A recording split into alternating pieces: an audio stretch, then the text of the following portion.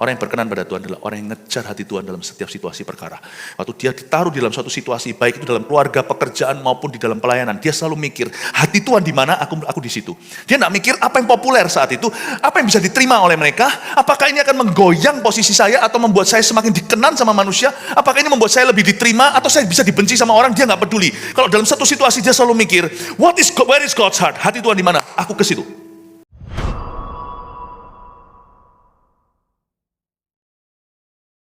Sepanjang hari ini kita akan dikenyangkan. Mari kita sama-sama buka kitab Daud di mana? 1 Samuel pasal 16. Saya duduk boleh ya supaya lebih nyantai, oke? Ya, saya berdiri itu cepat lapar soalnya. Jadi saya harus duduk aja. Oke. Oke, 1 Samuel pasal yang ke-16. Ada 13 ayat semuanya. Nanti kita akan berhenti di mana-mana. Ambil catatan, hari ini kita akan belajar Bible study, kita bedah karakter. Karakter ini karakter yang sangat klasik, tapi semoga pewahyuannya beda. Yaitu tentang Daud. Ketika Tuhan berkenan kepada seorang Daud, apa yang terjadi? Kita bisa bercermin berkaca untuk hidup kita. Kalau Tuhan berkenan sama kita, apa aja yang boleh terjadi dalam kehidupan ini? Berfirmanlah Tuhan kepada Samuel. Samuel ini bapak rohaninya Daud, nabi yang mengurapi raja-raja Israel pertama. Berapa lama lagi engkau berduka cita karena Saul? Samuel sedih karena Saul, Raja Saul yang murtad itu. Bukankah ia telah kutolak sebagai raja atas Israel? Come on, kira-kira begitu ya. Isilah tabung tandukmu itu dengan minyak dan pergilah. Aku mengutus engkau kepada Isai. Isai itu papanya Daud. Orang Bethlehem itu, mereka berasal dari Bethlehem. Sebab di antara anak-anaknya telah kupilih seorang raja bagiku. Berhenti di situ ayat 1. Tuhan bicara sama Samuel begini, Samuel itu seorang nabi sekali lagi, penyambung lidah Allah, seorang yang sangat peka. Sebelum Daud, Saul diurapi, Samuel dulu yang diurapi oleh Tuhan. Berapa lama lagi engkau berduka cita karena Saul? Lawan kata dikenan Allah itu adalah Allah berduka cita. Lawan kata berkenan itu bukan tidak dikenan. Tidak dikenan itu alhasilnya.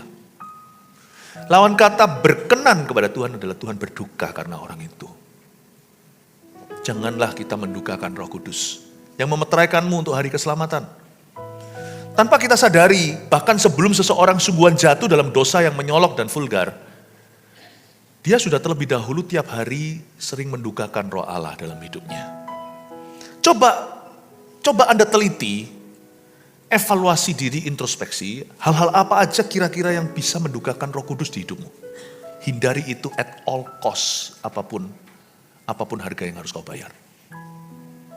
Mendukakan Roh Kudus bukan suatu dosa yang vulgar. Yang vulgar itu apa? Membunuh, berzina, mencuri, itu terang-terangan. Korupsi bisa ditangkap sama polisi. Yang gitu-gituan ada bukti. Mendukakan Roh Kudus itu dosa di dalam hati. Permulaan karir dosa berikutnya, segala sesuatu dimulai dari motivasi. Berduka cita karena Samuel itu orang yang dekat sama Tuhan. Samuel itu berduka karena Saul yang nakal. Apalagi Tuhannya, tapi bedanya Tuhan move on, Saul belum. Begitulah manusia itu kan seringkali bawa stres tidur. Kalau Tuhan kan langsung beranjak pada rencana berikutnya, rancangan damai sejahtera, hari depan penuh pengharapan. Tuhan itu lebih cepat dari manusia, makanya jangan suruh Tuhan ikuti agenda kita. Kita itu harus ikut Yesus. Yesus tidak pernah bilang sama murid-muridnya, aku ikut kalian ya. Tuhan berkata, ikutlah aku. Kalau agama kan sesuai dengan keinginan kita. Aku maunya begini, begitu, kalau bisa berhala ditaruh di mana, nanti kalau perlu saya panggil dia, ayo berkati aku, kasih pesugihan atau apa. Kalau yang namanya superstisi, kepercayaan itu kan bisa disesuaikan. Makanya kekristenan itu bukan sekedar agama. Kekristenan itu jalan keselamatan dan jalan kehidupan. Kita yang ikut Tuhan, bukan sebaliknya. Lawan kata berkenan itu berduka cita. Lawan kata berkenan bukan tidak dikenan. Berduka cita. Adakah kita di sini mendukakan Roh Kudus? Kadang-kadang pendeta juga bisa lakukan itu loh. Nah, hati-hati. Karena ini adalah dosa yang tidak nampak mata. Tidak kasat mata jasmani. Makanya kalau ikut Tuhan itu harus segenap hati. Karena hati itu kalau nggak segenap mengikut Tuhan, itu banyak hal yang akan kita teledorkan. Dan kita tidak menyadari sampai kita jatuh beneran. Sampai seseorang terluka. Sampai terjadi musibah. Sampai terjadi skandal. Ketika semua terjadi seperti Saul, kerajaan itu dikoyakkan dari tubuhnya, baru dia sadar, udah terlambat saudara. Mendukakan roh Allah adalah dosa yang sangat serius. Itu membuat seseorang merintis karir tidak dikenan oleh Tuhan. Dosa itu karir. Dosa pun dikerintis pelan-pelan. Selalu dimulai dari hati yang mendukakan Roh Kudus dulu. Mesti hati-hati. Mendukakan Roh Kudus itu kadang-kadang bunyinya begini. Tuhan gak marah dan itu bukan dosa yang membuat kita masuk ke neraka. Itu menghujat Roh Kudus. Nanti lain kali saya bahas. Tapi mendukakan roh Allah itu bukan dosa yang membuat kita masuk ke neraka. Misalnya kita itu lagi IG-an, terus tiba-tiba di hati itu terasa seperti doa. Hus, itu Roh Kudus dihus sama kita. Saya tidak menyarankan Anda hidup itu kerasa-kerasaan. Selalu tertuduh, enggak. Tapi kalau Anda memang dengar suara Allah, berkata doa, taruh semua aktivitasmu, sembahyang. Kadang-kadang kita dibangunkan, saya sering tuh dibangunkan dini hari untuk berdoa, saya nurut. Tapi bukan seperti orang yang paranoid ya, seperti orang bipolar gitu, atau orang yang dengar-dengaran suara, enggak. Kalau Anda memang orangnya suka, hatinya itu tertuduh, ya lain cerita. Mendingan Anda sudah fokus aja kepada tulisan di Alkitab, dengar suara nanti kemudian hari. Tapi kalau Anda hidupnya oke-oke aja, tiba-tiba ada suatu dorongan untuk memberi. Atau seperti mendadak Anda diingatkan Tuhan untuk mengampuni orang yang ternyata belum Anda sungguh-sungguh maafkan. Anda diingatkan. Misalnya suatu hari Anda sudah merasa ngampuni orang itu. Mungkin sudah, tapi perlu ngampuni 7 kali 70. Orangnya gak buat salah lagi, cuman Anda ingat lagi kesalahannya. Misalnya lagi bicara apa, tiba-tiba waktu Anda ngomong itu bisa berapi-api gitu. Bisa passionate, bergairah ngomong jeleknya orang itu atau kesalahan dia terhadap kamu, terhadap dirimu. Wah, kita menggebu-gebu. Lalu sampai tengah gitu rasa gak sreg hati. Kayak, ups, aku terasa kelewatan, agak berlebihan.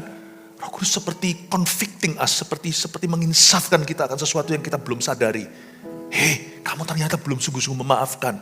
Ayo pergi ke kamarmu. Atau nanti waktu pulang, misalnya ada kegiatan. Nanti sampai di rumah kamu mesti doa, putuskan dengan kepahitan. Lalu hati kita gak nurut. Kita disuruh berhenti, kita terus. Wah terus ngomong terus sampai kita gigit lidah kita sendiri tanpa sengaja. Lalu kita sariawan gara-gara itu sebagai peringatan. Misalnya ini. Lalu habis itu kita pulang ke rumah, kita gak doa. Enggak, aku sudah ngampuni. Kita nyangkali, denial. Itu mendukakan roh Allah loh. Kalau Anda sekarang di ronde ini kalah, nanti berikutnya Anda akan jadi orang yang sangat negatif. Disitulah muncul yang namanya haters. Karena ada once upon a time suatu hari dulu, ada orang yang sedang mengesampingkan Roh Kudus dan mendiamkan dia. Mendukakan roh Allah adalah sebuah dosa yang membuat Anda semakin jauh dari perkenanan. Hati-hati dengan tanda-tanda yang mulus. Hati-hati dengan bocoran-bocoran halus. Ketika Anda melihat sesuatu yang antikristus di dalam dirimu, itu berarti duka Roh Kudus. Kalau Kristus berkata kanan, kau pergi ke kiri. Kristus berkata kiri, kau pergi ke kanan. Kristus berkata kau melangkah, kau diam saja. Jangan sampai, dan tidak tentu mendukakan roh Allah itu di follow up sama Tuhan. Untung-untung kalau kita langsung didisiplin dapat hukuman. Bisa aja. Kalau kita mendapat langsung pukulan itu. Tapi kadang-kadang gak terjadi. Yang terjadi adalah hati kita pelan-pelan mati. Lawan kata berkenan itu mendukakan. Karena itu hati-hati dengan dosa grieving the Holy Spirit. Itu gak kelihatan. Itu bukan benar atau salah. Bapak ibu saudara mesti harus hati-hati. Perkenanan Tuhan itu tidak hilang tiba-tiba. Itu biasanya terjadi erosi pelan-pelan. Beware, be careful. Waspadalah terhadap dosa-dosa yang tidak seperti dosa dalam hidupmu. Tapi sesuatu yang Roh Kudus agak keberatan. Kamu jangan ke situ. Taati itu, karena itu gak ada di 10 perintah Allah. Amin Bapak ibu saudara. Ya, berikutnya kita baca lagi, berfirmanlah Tuhan kepada Samuel, berapa lama lagi engkau berduka cita karena Saul? Bukankah ia telah kutolak sebagai raja atas Israel? Isilah tabung tandukmu, katakan tabung tanduk. Isilah tabung tandukmu dengan minyak dan pergilah. Saya kasih bocoran bahwa Samuel mengurapi Daud pakai tabung tanduk. Sedangkan waktu Samuel mengurapi Saul, dia pakai tabung. Tabung bukan tabung tanduk. Tabung tanduk itu berarti dari hewan.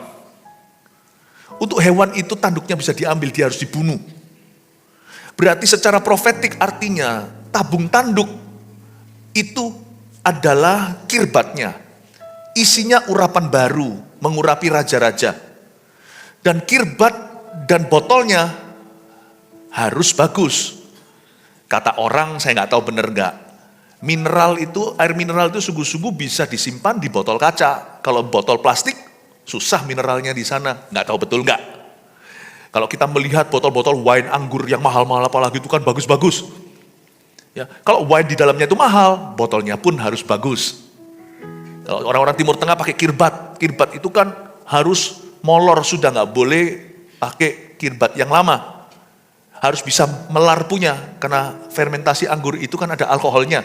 Jadi kalau nggak melar, nggak bisa melar lagi, dikasih isi itu, dia pasti akan robek dan bocor. Maksud saya adalah tabungnya biasanya harus cocok dengan isinya. Nggak mungkin Tuhan itu iseng, Tuhan kasih firman, isilah tabung tandukmu. Tuhan secara spesifikasi, Tuhan berkata, Tuhan kasih speknya, kamu mau urapi raja yang berkenan kepadaku, kamu harus urapi dia dengan kematian hewan. Kamu harus urapi dia dengan kematian daging. Tabungnya tidak boleh flask, tidak boleh pakai botol, tapi pakai horn. Horn itu tanduk hewan. Harus terjadi kematian. Dengan kata lain, urapan yang sejati untuk pekerjaan bisnis rumah tanggamu, untuk pelayanan, itu harus lahir dari dan disimpan dalam kematian daging kita setiap hari. Kenapa Daud itu urapannya hebat? Karena dari sejak dia diurapi itu pakai kematian daging, dan Daud pun dicincang-cincang dagingnya sama Tuhan. Janganlah bergabung dengan gereja yang apa-apa tawarimu pelayanan. Itu tabung flask, bukan tanduk. Di gereja kita, tak peduli siapa, selalu dimulai dari pemuritan. Daging diserahkan ke Tuhan. Dahulu waktu kau muda, kau pergi kemanapun kau mau. Tapi setelah kau tua, kata Tuhan pada Petrus, memberikan suatu bocoran tentang bagaimana nanti di masa tuanya dia ikut Tuhan, atau di masa dia dewasa rohani, bahkan ketika dia mati. Kamu akan diikat dan orang lain akan membawamu ke tempat yang tidak kau kehendaki. Ini bukan berarti tempat itu buruk, bukan. Tetapi kita tidak pakai cara kita. Kalau kita mau bertumbuh dewasa, kita mau berbuah, kita pakai cara Tuhan. Dan Tuhan mau kita dimuridkan. Dimulai dengan pemuritan.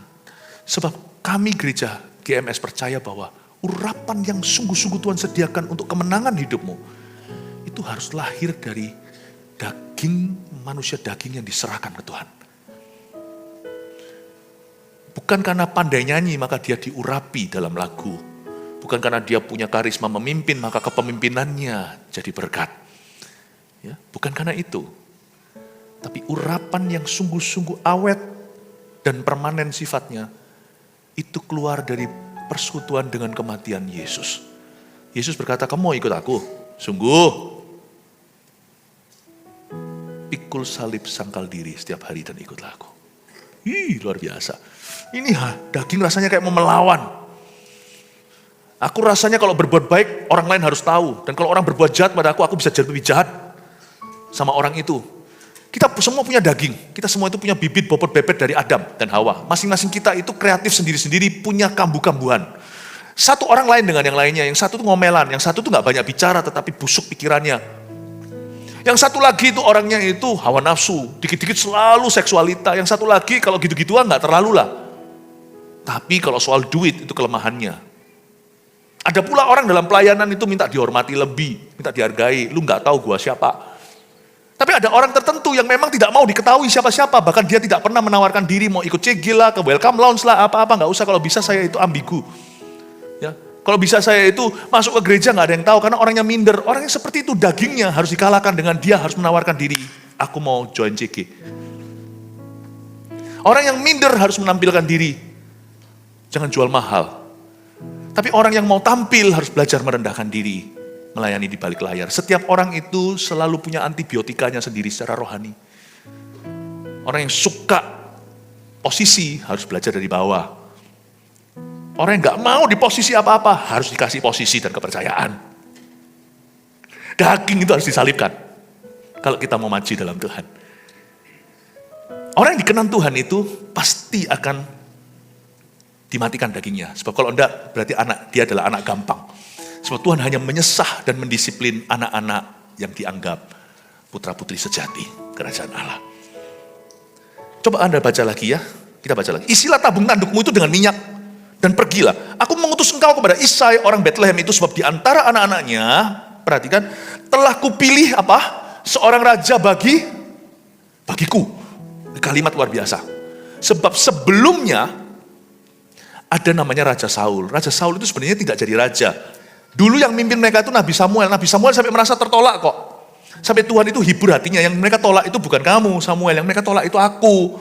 Ketika bangsa Israel menuntut punya raja seperti negara-negara tetangga, maka Tuhan mengizinkan. Ada yang namanya dalam dunia perkenanan Allah, ada yang namanya kehendak Allah yang diizinkan.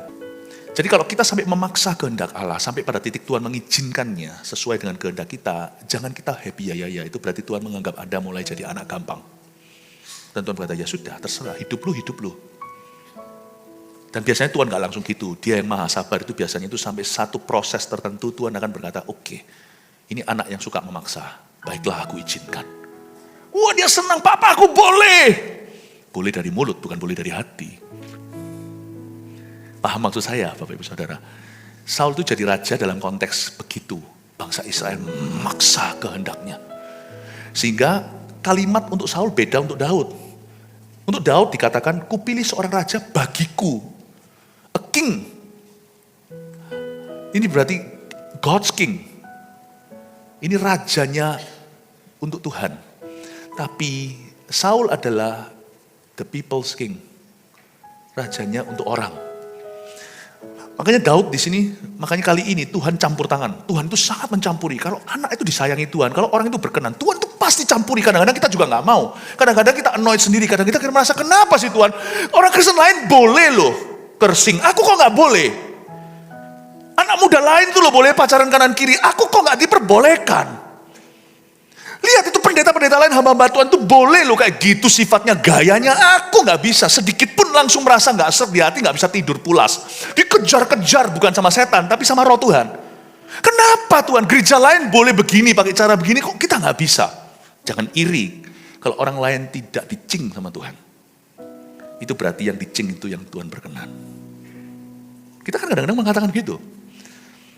Orang lain bisnis Kristen tuh malah ikut-ikut persekutuan bisnis Kristen juga Kristiani, tapi bisa begitu, bisa nilep orang, bisa bohong putih, bisa lakukan proyek-proyek begini begitu, bisa larikan uang orang, masih bisa pelayanan, masih. Tapi di gereja kita, di gerejaku nggak bisa ketahuan begitu, langsung diskorsing, langsung didisiplin. Aku nggak mau di gereja itu, aku pergi ke gereja itu, gereja yang lain aja. Itu bukan rugi gerejanya yang Anda tinggalkan, Anda yang merugi keluar dari gereja demikian. Berarti di gereja itu sungguh-sungguh Anda diperanakan. Di tempat lain Anda hanya dimanfaatkan. Sebab yang dicinta Tuhan disesah. Sebab yang sama Tuhan itu dicing, itu anak sah. Pernahkah kita merasa, sana boleh kok saya nggak bisa? Saul, biarin. Kamu mau urapi dia pakai tabung plastik, monggo silahkan. Tuhan gak campuri sampai pakai tabung apa. Daud dicampuri sampai tabungnya itu speknya tentukan oleh Tuhan. Insinyur sorga, kalian kamu ya Samuel, harus urapi dia pakai tabung. Catat ini, TANDUK, tanduk. Kamu harus urapi dia, kasih minyak, tuangkan, sebab dia raja bagiku. A king for me, not for people. Makanya seorang gembala sidang contohnya kita ini, sekalipun kita milik umat, kita itu bukan punya umat. Kita miliknya Tuhan. Jadi kalau umat salah, kita harus berani tegur. Tanpa takut jemaat meninggalkan kita atau tidak. Karena after all, terakhir, ultimately, ujung-ujungnya, you don't own us. Kami adalah hambanya Tuhan. Paham ini ya, nangkep ya. Karena apa yang dikenan Tuhan itu milik Tuhan. Papa juga sama di rumah. Ayah, kepala keluarga. Anda milik pasangan Anda, istri Anda. Anak-anak Anda panggil Anda ayah. Ya, tapi kalau kita mengerti bahwa kita itu imam di dalam rumah, kita ini ujung-ujungnya milik Tuhan. Kita ini milik Tuhan. Jadi orang tua itu harus mengerti bahwa kita punya tanggung jawab ilahi. Bahwa we are answerable to God. Kita itu menjawab pada Tuhan. Jadi siapa yang dikenan Tuhan pasti dicampuri. Kadang-kadang saya mikirin Tuhan kok nyampuri sampai tanduk. Tanduk apa? Dia pencipta dunia sampai memberitahu tabungnya harus pakai apa. Kau pilih seorang raja bagiku. Beda dengan Saul. Mereka memilihnya. Tapi ini aku yang pilih. Yang ini untuk aku. Yang itu untuk mereka. Itu untuk menyenangkan manusia. Yang ini a man after God's own heart bahasa Inggrisnya. Seorang yang hatinya berkenan pada Allah. Susah untuk menjelaskan kalimat ini dalam bahasa Indonesia. A man after God's own heart. Itu begini. Bayangin a man, pria, God's heart, hati Tuhan. Hati Tuhan itu jalan, dia kejar. Seorang yang mengejar hati Tuhan. Itu a man after God's own heart. Bahasa Inggrisnya, bahasa Indonesianya diterjemahkan seorang yang berkenan pada Allah. Orang yang berkenan pada Tuhan adalah orang yang ngejar hati Tuhan dalam setiap situasi perkara.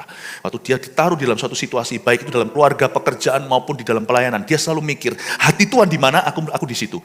Dia enggak mikir apa yang populer saat itu, apa yang bisa diterima oleh mereka, apakah ini akan menggoyang posisi saya atau membuat saya semakin dikenan sama manusia, apakah ini membuat saya lebih diterima atau saya bisa dibenci sama orang, dia enggak peduli. Kalau dalam satu situasi dia selalu mikir, where is God's heart? Hati Tuhan di mana? Aku ke situ.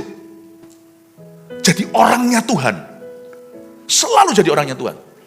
Saya belajar bahwa itu ujian terbesar dalam kehidupan kita, apapun profesi kita. Dalam profesi saya juga sama. Baik saya ketemu dengan hamba-hamba Tuhan sesama GMS atau bukan dalam pertemuan seperti ini, maupun pertemuan di luar negeri, pertemuan dengan GMS sendiri atau di gereja lain, atau saya ketemu dengan pejabat, atau saya ketemu dengan rakyat, atau saya ketemu dengan orang profesi A, profesi B, orang tua, orang muda, anak kecil, saya selalu mikir, where is God's heart? Dan kadang-kadang saya berani mengambil posisi sendiri menentang semua yang lain jikalau saya tahu itu kebenaran. Karena saya mengingatkan diri saya sendiri, at the end of the day, di akhir segala sesuatu, kita semua itu miliknya Tuhan, dan kita menjawab Tuhan, pada Tuhan saja. Jadi seorang yang berkenan kepada Tuhan itu, selalu cari hati Tuhan di mana dalam setiap perkara. Dan dia ada di situ, dan dia membela itu, dia memperjuangkan itu. Dan itu tidak mudah. Di zaman dunia penuh dengan trik-intrik dan politik, itu paling gak gampang, karena manusia itu lemah biasanya. Lemah rohnya. Makanya kita perlu mendekat sama Tuhan, karena pencobaan banyak di dunia ini. Dunia ini basah. Kalau kita tidak sungguh-sungguh dengan Tuhan, kita pasti terpleset bersama dengan orang-orang fasik. Saya belajar sesuatu, orang yang dikenan Tuhan itu luar biasa ya pengalaman ini ya. Samuel, apalagi Samuel hari itu diajari, padahal dia nabi yang peka, bahwa yang dipilih Allah tidak tentu dipilih manusia, yang dipilih sama manusia tidak tentu dipilih oleh Allah. So good. Mari kita sekalipun kita belajar tentang Daud ya, sekali-kali ya izinkan saya melenceng dan ngomong tentang Samuel ya. Karena Samuel dan Daud itu ada ari-ari rohani yang tidak bisa dipisahkan. Tetapi Samuel berkata ayat 2, bagaimana mungkin aku pergi? Jika Saul mendengarnya, ia akan membunuh aku, firman Tuhan. Bawalah seekor lembu muda dan katakan, aku datang untuk mempersembahkan korban kepada Tuhan. Ayat 2 ini sebenarnya kedengarannya memalukan. Seorang di statusnya Samuel sekali berdia aja kok bisa takut ya. Memang gimana pun juga Saul penguasa ya. Dia berkata gini, padahal Tuhan yang suruh. Tuhan yang suruh dia masih ada tapi. Dari sini saya mempelajari kesabaran Tuhan. Dan Tuhan itu bicara bahasa manusia. Artinya Tuhan itu mencocokkan dirinya dengan level kita dan bicara bahasa baby. Kalau saya jadi Tuhan, saya pasti tersinggung. Lah kamu gak nganggap aku ya? Aku yang suruh kok. Misalnya kalau presiden suruh Anda melakukan sesuatu. Ya kan? Lalu habis itu Anda berkata, tapi nanti wakil presiden ngomong apa? Marah lah. Ini perintah direct dari saya kok. Kok masih kamu takut sama siapa-siapa dan kabinet itu gimana? Bukankah semua raja itu di bawah kakinya? Dan Tuhan bilang sama Samuel, kamu urapi. Memang itu bahaya, karena Saul lagi menjabat, dia urapi Daud. Itu kan bisa dianggap treason, bahasa Inggrisnya, bisa dianggap sebagai pengkhianatan nasional. Apa yang terjadi? Samuel berkata sama Tuhan ini, bagaimana mungkin aku pergi? Tuhan yang suruh kok dia nggak mau pergi. Jika Saul, dia ulaskan, dia utarakan alasannya kenapa dia ragu. Jika Saul mendengarnya, aku mati, ia bisa membunuh aku. Firman Tuhan, dasar kamu kurang percaya, aku aja yang bunuh kamu, betul? Kenapa kamu takut dengan mereka yang bisa bunuh tubuh? Bukankah kamu harus takut dengan mereka yang dengan dia yang bisa melemparkanmu ke neraka? Tidak, Tuhan berkata, firman Tuhan, bawa seekor lembu muda dan katakan aku datang untuk mempersembahkan korban pada Tuhan. Tuhan tidak ajari dia berdusta putih apalagi. Tuhan beritahu sama dia untuk jadi smart. Ya sudah, kalau kamu takut, ya sudah gini aja untuk meringankan rasa takutmu. Padahal ini gak ada hubungannya. So, ujungnya kita tahu Samuel tidak pernah dibunuh oleh Saul. Tuhan bilang, kamu bawa aja seekor lembu muda, kan memang kamu datang ke situ untuk membawa persembahan untuk Tuhan. Ya sudah, kamu tidak perlu mengutarakan bahwa kamu ke situ untuk mengurapi Daud, itu nanti urusanku di sana, aku beri kamu perintah baru. Tapi kamu bawa aja lembu, datang ke situ mempersembahkan korban. Jadi tidak ada yang namanya nanti intel-intel yang memberikan report yang salah tentang kamu. Ayat 3, kemudian undanglah Isai ke upacara pengorbanan itu, papanya Daud. Lalu aku akan memberitahukan kepadamu apa yang harus kau perbuat. Urapilah bagiku orang yang akan kusebut kepadamu. Samuel berbuat seperti yang difirmankan oleh Tuhan, dan tibalah ia di kota Bethlehem. Oke, Samuel sampai di Bethlehem, dia dari Rama. Para tua-tua di kota itu datang mendapatkannya dengan gemetar dan berkata, adakah kedatanganmu ini membawa selamat luar biasa? Saya ingin bicara tentang Samuel dikit. Daud itu niru Samuel sebenarnya, sedikit banyak, itu banyak turun seperti Elia ke Elisa. Para tua-tua di kota itu ketika Samuel datang dari Rama, membawa lembu, mungkin dia sendirian sama satu asisten kali. Para tua-tua di kota itu datang mendapatkannya dengan gemetar. Waktu mereka melihat Samuel itu sudah berada di gerbang, disambut dengan gemetar. Itu tua-tua loh ya, itu orang-orang paling dihormati di kota itu, di kota Bethlehem. Itu gemetar, datang itu gemetar. Inilah salah satu tanda perkenanan Allah ada atas hidup seseorang. Ada wibawa yang tidak bisa ditiru. Inilah salah satu tanda perkenanan Allah itu ada dalam kehidupan seseorang. Dan biasanya perkenanan itu tidak hanya sifatnya supranatural, secara alami pasti juga ada bukti. Biasanya ada integritas yang tinggi, ada reputasi yang mendahului, sehingga orang tersebut sudah ada yang namanya, sudah ada namanya track record yang bersih. Dan menjadi respect di hati orang. Dan biasanya orang yang dikenan sama Allah itu mendatangkan perasaan kekaguman. Ketika orang itu datang, ada yang namanya kavod dalam bahasa Ibraninya, artinya glory. The glory of God, seperti tabut perjanjian itu juga punya, ada atas orang itu. Sehingga kehadirannya akan berbobot. His arrival ketika dia tiba, itu akan mendatangkan suatu efek di tempat tujuan itu. Entah itu sebuah rumah, sebuah kota, itu orang akan bergetar. I think kita perlu ya, demi Tuhan ya. Demi Tuhan. Untuk lakukan kebenaran. Kita perlu punya kavod, kita perlu punya perkenanan. Amin Bapak Ibu Saudara. Saya doa supaya jemaat GMS beda. Bukan beda cara jalannya, nggak usah beda jalannya. Jalan 5 langkah, pengangkatan. Ngomong nggak usah beda gitunya. Beda itu beda buah rohnya. Bukan beda sok ngerohnya, bukan. Normal aja, cengdi aja jadi orang itu, sudah apa adanya. Seperti lagu kita, GMS Live, apa adanya aja. Tapi urapan, please jangan apa adanya, urapan kita mesti beda. Coba ngomong makanan kirinya, Anda punya kabot? Haleluya, kasih tepuk tangan untuk Tuhan. Belajar sesuatu ya? Jawabnya, ya benar, aku datang untuk mempersembahkan korban kepada Tuhan, kuduskanlah dirimu dan datanglah dengan daku ke upacara pengorbanan ini. Kemudian ia menguduskan Isai dan anak-anaknya yang laki-laki dan mengundang mereka ke upacara pengorbanan itu. Oke, korban mengorbankan sudah terjadi, upacara dimulai. Ketika mereka itu masuk dan Samuel melihat Eliab ini kokonya Daud, lalu pikirnya, sungguh di hadapan Tuhan sekarang berdiri yang diurapinya. Kokonya ada di militeri atau dia seorang tentara. Tapi berfirmanlah Tuhan kepada Samuel, janganlah pandang parasnya atau perawakan yang tinggi, sebab aku telah menolaknya. Ini bukan berarti orang yang tinggi badannya ditolak sama Tuhan, yang pendek yang dipilih. Bukan ya, intinya adalah bukan paras seseorang yang jadi tolak ukur pilihan Tuhan. Janganlah pandang parasnya atau perawakan yang tinggi, sebab aku telah menolaknya. Bukan yang dilihat manusia, yang dilihat Allah. Manusia melihat apa yang di depan mata, tapi Tuhan melihat hati. Saya ingin Anda mengerti satu pewahyuan lagi. Ayat ini sangat mendalam sekali. Tuhan bilang sama Samuel, kamu salah. Jangan pandang parasnya atau perawakannya. Sebab aku sudah menolaknya. Saya protes awal mula waktu baca ini di dalam hati. Protes sama Tuhan saya tidak berani, tapi saya protes pada diri sendiri, aku kok belum mengerti. Kenapa Eliab ditolak sebelum dia dipilih? Kenapa nggak dikasih uji coba dulu? Coba trial dulu loh gitu loh, coba dia itu bisa enggak dan sebagainya. Apa fondasi Allah memilih atau tidak? Saya tahu Allah berdaulat, tapi pasti ada sesuatu yang Allah lihat.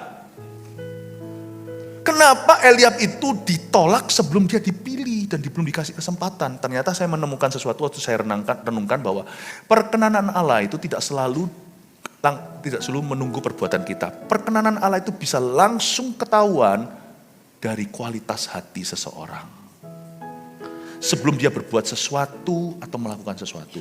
Anda juga bisa lihat pada anak ya. Setiap kita diciptakan dengan temperamen yang berbeda. Kita tidak bisa pungkiri bahwa ada anak itu yang hatinya itu lebih baik. Ada orang itu yang hatinya itu cenderung busuk. Itu sudah kualitasnya entah gimana, saya nggak ngerti asal mulanya seperti apa, namanya Adam dan Hawa sudah dari sononya. Kita semua orang berdosa, mau orang baik atau orang jahat. Tapi tipe-tipe hati itu udah kelihatan. Dari kecil kalau kita lihat ada anak yang licik. Tapi ini kabar baik, kalau anak itu dititipkan ke kita dari kecil, itu semua masih bisa dibentuk. Apa yang merupakan awas-awas dan kelemahan, kualitas hati yang kurang bagus sebagai manusia, itu kalau kita bisa bentuk dia menjadi manusia berprinsip, maka karakter Kristus bisa menelan kepribadian dan temperamen manusia yang berbeda-beda. Saya juga mau kesaksian. Saya bukan dominan, anak tengah, saya pelin-pelan. Tapi karena tuntutan pekerjaan dan lebih tepatnya karena mendekat pada Kristus, ku mau menjadi seperti Kristus seperti lagu itu, lama-lama muncul kepemimpinan. Sebenarnya secara alami, saya itu bukan pemimpin. I was not born a leader. Saya tidak lahir sebagai pemimpin. Tapi karakter Kristus lambang pemerintahan di pundak itu menular ke saya sehingga menelan kepribadian saya yang pelin-pelan, yang nggak bisa ngambil keputusan yang paling sederhana. Paham maksud saya? Bahwa sebenarnya setiap anak, misalnya kalau kita orang tua punya beberapa anak, kita bisa melihat ada anak yang hatinya itu jauh lebih sanliang, lebih saleh, lebih soleh. Yang gitu kita juga mungkin ada PR, ajari lebih pintar. Tapi ada anak yang langsung lahir misalnya, kita langsung tahu tentang, ini saya nggak ngomong tentang anak-anak saya ya, saya ngomong tentang anak-anak pada umumnya. Ya. Tapi ada anak yang waktu lahir itu langsung sedikit-sedikit udah bisa. Misalnya, papanya suruh dia sesuatu, masih kecil loh. Berani berapa? Itu kalau papa mamanya salah, pakai money politics dari kecil, oke, kamu kalau kerjain PR, papa kasih kamu iPad, kamu kasih itu berarti merusak, itu salah program itu. Udah gitu anaknya dikasih program begitu, gimana sih? Orangnya udah keceng, kurus gitu, sudah seperti anoreksia, malah justru dikasih olahraga yang kardio setengah mati sampai dia menguap di udara. Udah gede gitu tambah bulking, tambah besar nggak karuan. Salah programnya. Kalau kita lihat anak kita itu nggak baik. Sudah bisa perhitungan dikit-dikit, lu berani berapa Pak? Maka kita harus didik dia. Bahwa kelemahanmu itu kelebihanmu. Berarti kamu pintar, kalau dia nanti suatu hari dia bisa menjadi bendahara kerajaan sorga. Tapi tidak memungkiri bahwa manusia itu dilahirkan dengan kualitas hati yang berbeda-beda. Dan Eliab itu buha orangnya. Itu gitu aja ya. Taruh gini aja dalam bahasa Chinese-nya, Eliab itu kurang baik orangnya. Eliab, kurang api. Kualitas hatinya itu putayao, nggak baik. Paham maksud saya Bapak Ibu Saudara? Dia nggak bisa dipakai Tuhan dalam job itu. Sebagai tentara bolehlah dia kelihatan gitu, bunuh, dia nggak mikir tuh 2 kali untuk tonjok orang. Tapi sebagai shepherd atau gembala Israel, saya rasa dia nggak cocok dengan karakter seperti itu. Tuhan bilang, next. Adakah sesuatu kualitas di hatimu? Kualitas hati Anda yang perlu dibenarkan. Itu masuk hadirat Allah, masuk ke sana. Bisa dirubah sesuai dengan tugasmu. Kita di hadirat Allah itu bisa di reprogramming, itu bisa.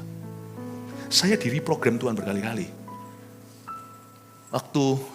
Bukan berkali-kali, terus menerus. Hari ini kalau saya tes personality kepribadian itu sama istri saya sekarang jedok dominan. Dominan. Enggak lahir demikian. Itu program ulang sesuai tugas saya. Ini tugas kalau diambil, saya kembali lagi si anak pelin-pelan yang nggak bisa memilih hari ini mau makan nasi rawon atau nasi pecel. Anda pasti akan dapat urapan yang cocok dengan tugas Anda. Masuk hadirat Allah, Anda akan diprogram oleh Tuhan. Tapi Eliab tidak baik. Dia sudah ditolak sebelum dipilih. Kalau Anda melihat anak-anak Anda dengan tipe-tipe tertentu, minta hikmat Allah bagaimana mendidik mereka. Amin Bapak Ibu Saudara. Dan kalau anak lebih gampang dididik. Nah kalau kita menemukan ada sesuatu yang gak pas dengan panggilan kita karena kualitas kita gak baik, saya rasa mendingan kita minta didoakan. Kita masuk ke hadirat Allah. Ubah hatiku seputih salju, ubah hatiku seperti dirimu. Sekalipun Anda bisa nangis-nangis seperti anak kecil, kayak anak yang sedang nangis sekarang ini, nangislah kalau itu berarti perubahan hatimu. Amin Bapak Ibu? Lanjut lagi dengan, sebentar lagi saya selesai. Lalu Isai memanggil Abinadab dan menyuruhnya lewat di depan Samuel. Tapi Samuel berkata, orang ini pun tidak dipilih Tuhan, gak cocok untuk jabatan ini. Kemudian Isai menyuruh Syama lewat, tetapi Samuel berkata, orang ini pun tidak dipilih. Gak pilih Tuhan. Demikianlah Isai menyuruh ketujuh anaknya lewat di depan Samuel. Tetapi Samuel berkata kepada Isai, Samuel ngomong gini, semuanya ini tidak dipilih Tuhan. Jadi mau lewat 7, by the way, Daud itu anak ke-8. Anak laki yang ke-8 dari 8 anak laki-laki. Dia anak yang bungsu, sejuta manusia Tuhan lewatkan. Dan semua suruh tunggu. Tuhan gak mau ya gak mau, jangan paksa Tuhan. Tuhan pilih yang satu ini, ayat 11. Lalu Samuel berkata kepada Isai, inikah anakmu semuanya? Ini kasihan nih, papanya karena sudah tua ya. Mungkin dia sudah muak punya anak laki-laki. Biasanya keluarga-keluarga yang totok biasanya mencari anak laki-laki. Ini anak lakinya sudah 7, bonus 1 saset kecil, namanya Daud. Papanya udah lupa, ini anak sudah pasti tidak diinginkan. Dia mungkin kejar perempuan sekarang. Lalu Samuel berkata kepada Isai, ini anakmu semuanya. Jawabnya, masih tinggal yang bungsu tapi sedang menggembalakan kambing domba. Ini papa macam apa? Perlu tamu yang ingatkan, kamu masih punya anak satu lagi. Iya sih, di belakang. Ini apalagi menggembalakan bek-bek kambing domba. Saya tunjukkan sifatnya Daud ya. Gak tentu orang yang paling ambisius yang akan dipilih. Jangan lupa loh, ini keluarga berada. Keluarga berada biasanya punya gembala-gembala hireman, hire hand, atau gembala-gembala upahan. Karena saya berani berkata dia gembala berada, karena Isai adalah great grandson atau adalah cucunya Boas. Boasnya Ruth itu loh. Juragan tanah, 7 keturunan tidak habis dimakan. Mereka bukan keluarga perjudian dan judi online apalagi. Judi tidak online, judi onsite di sini. Pastor Yudi Kusmanto.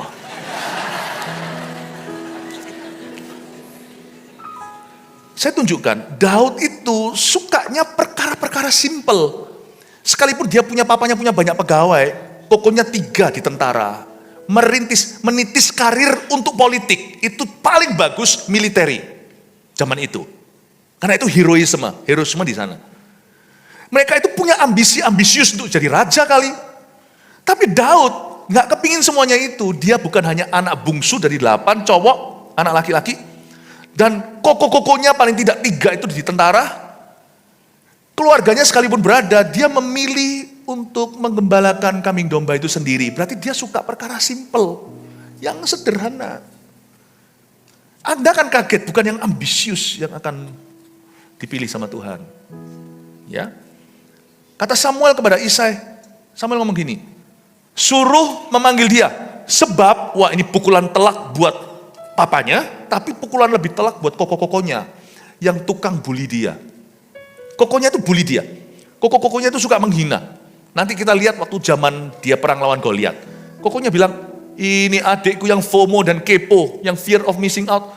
Kamu kan gak mau ketinggalan kan dengan aksi di medan perang.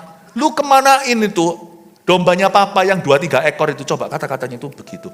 Gini loh ya, kalau orang itu dikenan Tuhan, jangan kau bully. Sebab nanti Tuhan akan suruh kau telan ludahmu sendiri depannya. Ini Daud itu dikenan Tuhan. Dibuli. Tapi akhirnya yang meninggikan diri direndahkan, yang merendahkan diri ditinggikan. Coba lihat ya. Coba lihat Samuel bilang apa. Kata Samuel kepada Isai, suruh memanggil dia. Oke, masih oke. Sebab kita tuh termasuk Samuel, termasuk papanya. Kita tidak akan duduk makan. Jadi mereka semua dalam kondisi berdiri.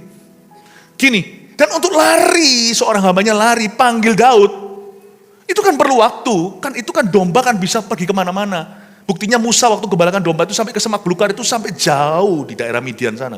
Berarti mereka semua berdiri. Nah Samuel kalau berdiri nggak duduk, mana berani Isai duduk. Semua orang aja gemetar kok karena kedatangan Samuel.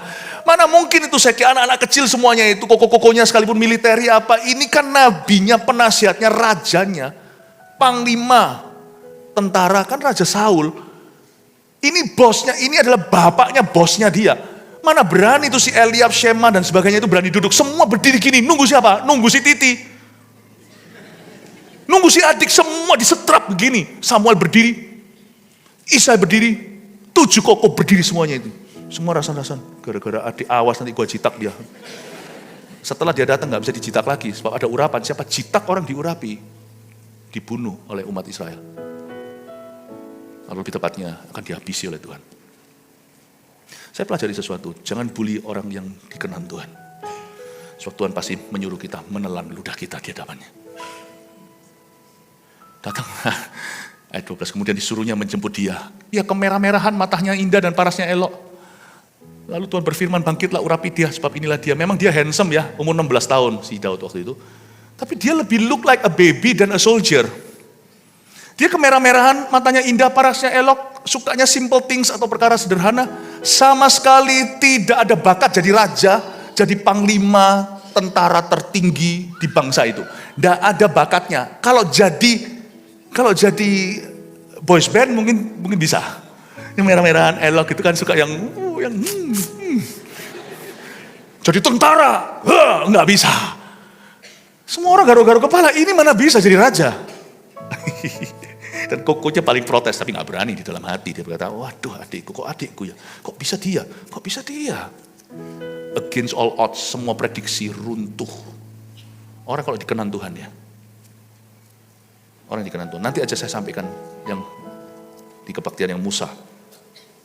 Ada orang yang tercipat berkat karena berada di sisi ya orang-orang yang dikenan. Ada orang yang kena kutuk karena melawan atau berada di oposisi orang-orang yang dikenan oleh Allah. Ia kemerah-merahan, matanya indah, parasnya elok. Samuel mengambil ayat 13 tabung tanduk yang berisi minyak itu dan mengurapi Daud di tengah-tengah saudara-saudaranya. Aduh adikku gak bisa dijitak lagi nih. Kepalanya melimpah ruah dengan urapan dari tempat mati. Sejak hari itu dan seterusnya, berkuasalah roh Tuhan atas Daud. Sambung menyambung cerita episode berikutnya. Dia membunuh, belum Goliat, beruang dan singa. Setelah diurapi ini, dia bunuh juga Goliat. Lalu berangkatlah Samuel menuju ke Rama. Kenapa Samuel langsung menuju ke Rama?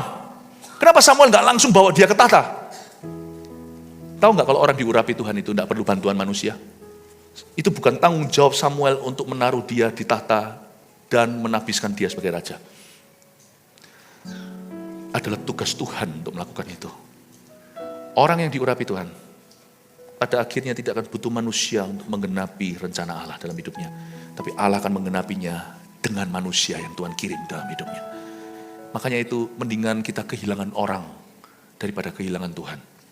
Karena kalau kita kehilangan orang, Tuhan gantikan yang lebih baik. Kalau kita kehilangan Tuhan, orang pun tidak bisa tolong kita. Sebab ketika Tuhan bekerja dalam hidup orang-orang yang kena urapan Allah, Tuhan akan mengutus orang-orang yang membangunnya, yang merombaknya akan menjauh. Bukan berarti tidak akan ada lagi musuh, tidak akan ada lagi oposisi, bukan. Tapi tak seorang pun akan sanggup bertahan melawannya selama dia berkenan. Sebab setiap senjata yang ditempa melawanmu, justru akan menjadi peluru keberhasilanmu. 3 poin ini, sebagai review apa yang kita pelajari. Simpel-simpel aja, ada banyak pewahyuan baru. Tapi saya berharap supaya 3 kalimat ini mengingatkan Anda apa yang telah disampaikan. Yang pertama, ketika Tuhan berkenan pada seorang, kali ini Daud, satu Tuhan akan melewatkan sejuta manusia untuk memilihnya. Jadi jangan Anda heran ya, harganya sama 2 toko. Yang ini laris, padahal sama. Ini nggak ngomong tentang berkat saja, ini adalah ilustrasi murahan. Sekalipun kadang-kadang mungkin yang sini lebih lebih murah karena banting harga, ngerusak harga, tetap Anda dipelihara oleh Allah. Anda akan terkejut, sana S2, S3, Anda S1. Kalau bisa S2 lebih baik, Anda belajar. Kalau bisa belajar lebih tinggi, why not? Tapi itu bukan jaminan, saya hanya pakai ilustrasi murahan. Sana susah dapat kerja, karirnya tidak pernah meroket. Anda diberkati Tuhan dalam dunia pekerjaan dan menjadi berkat bagi banyak orang. Kaget, Anda S1, sana S2, S3, tidak kalah. Karena tidak ada urusannya. Tuhan bisa melewatkan sejuta orang kiri kananmu untuk mengurapimu. Itu cerita Daud. 2, Tuhan akan menyuruh semua orang untuk menunggu kedatangannya. Jadi Bapak Ibu Saudara, izinkan saya bernubuat bahwa jodohmu menunggumu. Jadi orang-orang muda jangan cepat-cepat pacaran, benahi dirimu dengan kualitas hati. After all, ada seseorang yang disetrap Tuhan kok suruh berdiri nunggu kamu datang. Di dalam pekerjaan Anda memang sekarang nunggu pekerjaan, tapi percayalah juga ada pekerjaan yang disetrap sama Tuhan menunggu sampai Anda datang baru toko itu diberkati. Saya tidak ajari kita sombong, merasa kayak, oh kalian bisa apa tanpa saya. Orang kayak gitu langsung jatuh dari perkenanan. Tapi percayalah dan yakinlah, GR-lah dulu bahwa ada pelayanan-pelayanan tertentu, ada pekerjaan tertentu yang sekarang sama Tuhan disuruh berdiri menunggu anak-anak Allah dinyatakan. Nanti akan ada rumus-rumus yang ditemukan oleh anak Tuhan sebelum Anda datang tidak ada orang menemukan. Nanti ada sesuatu yang terjadi, sesuatu yang dari Tuhan itu menunggu kedatangan Anda dulu di perusahaan itu. Jadi betul sekali Roma 8. Dunia ini menunggu pernyataan anak-anak Tuhan. Kata anak-anak Tuhan itu the sons of glory. Dunia ini menunggu itu dinyatakan. Nggak usah cepat-cepat misalnya kalau anak-anak muda, wah apa. Kalau Anda semakin kafot, ada orang jodohmu itu sudah menunggumu untuk dinyatakan. Jadi jangan tanya sama Tuhan, siapa jodohku, siapa jodohku. Tanya, aku ini jodohnya orang nggak? Nah aku sudah orang atau belum? Jadi jangan tanya siapa jodoh Anda. Kasihanilah siapa yang menjadi jodohmu itu kalau Anda belum siap. Kasihanilah siapa yang menjadi jodoh Anda, hai anak muda, kalau Anda setengah jalan atau setengah matang. Aku tidak tahu jodohku siapa. Tapi aku tahu siapa jodohku tidak akan terima setengah matang dari aku. Waktu nanti aku dinyatakan dan dia dinyatakan padaku, aku sudah penuh, tabung panaku sudah ada dalam tabung di tangan pahlawan. Someone is standing still waiting for you. Baik itu pekerjaan, job, pelayanan, bisnis, atau whatever, atau mungkin suatu kunci, suatu resep, saya berdoa akan ada orang dokter yang bisa memberikan vaksin kanker suatu hari. Itu ramuannya di mana itu? Menunggu pernyataan dokter kemudian yang anak Tuhan yang dihinggapi oleh Roh Allah yang tahu segala sesuatu, masa Tuhan nggak tahu gimana menciptakan antidotnya. I'm waiting untuk seorang nanti di dunia ini. 2 orang siapa lagi? Anak-anak Tuhan yang penuh dengan hikmat. Menemukan ini, menemukan itu. The whole world standing still waiting for you. Sekolah yang betul. Jangan beli soal, jangan beli jawaban. Nanti yang kita suntik kita tidak tahu itu apa. Kalau jadi dokter yang betul. Amin Bapak Ibu Saudara. Someone is standing still waiting for you. Waiting for you. Tuhan akan menyuruh semua orang untuk menunggu kedatangannya. 3, Tuhan akan mengurapinya dengan Roh Kudus dan memakainya. Itu dia urapan yang akan memakaimu.